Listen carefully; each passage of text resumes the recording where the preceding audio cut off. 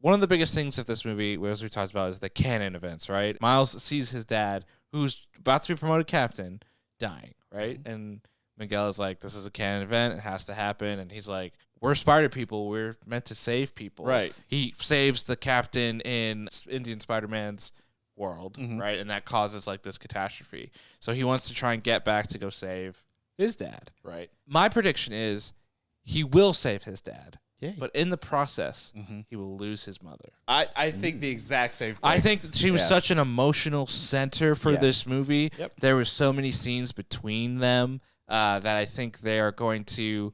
He is going to have a loss, right? And Yes. it's not going to be his dad, though. It's going to be his mom, and it's going to be really emotional, and it's going to stink, and we're all going to cry. I think this isn't my bold prediction, but to tack on to yours in terms of the emotional damage. Emotional damage. I think I think his father is going to be okay. I think his mom's going to be okay. I think it's going to be Gwen. I think Gwen is going to be. That's another. I want to tack on. I want to tack on to yours now. It's not my bold prediction, Oh, your bold prediction. but I don't think it's going to be his dad. I don't think it's going to be his mom. I don't think it's going to be Gwen.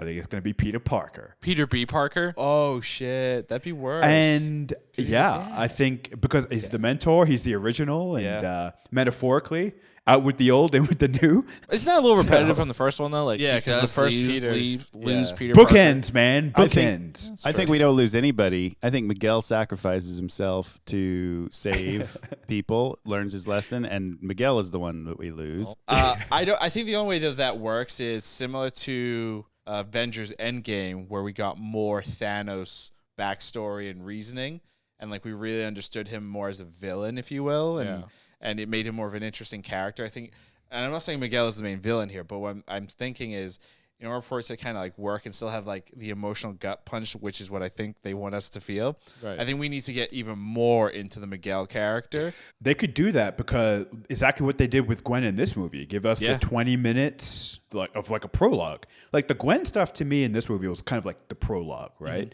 Mm-hmm. Right. Here's this other character. We're gonna give her some time so you get emotionally attached. Here's why she's important. They could do the exact same thing with Miguel, and it would be pretty sweet. So imagine like he's in the future. We see in the future.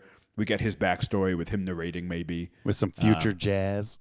My bold prediction is going to be that the Spider-Verse collapses in on itself, and every Spider-Man will be separated from other Spider-Man, so it'll be a goodbye for everyone. So like, Oh, wow. I think everyone's gonna live, but what the Spider-Verse is the problem. So they're gonna have to figure out how to end the Spider-Verse, and everyone will go back to And their be in own. their separate So that things. means Gwen and Miles will be forever separated. Peter Parker will be forever separated, and they'll go home with the lessons that they've learned. But it will be a true goodbye.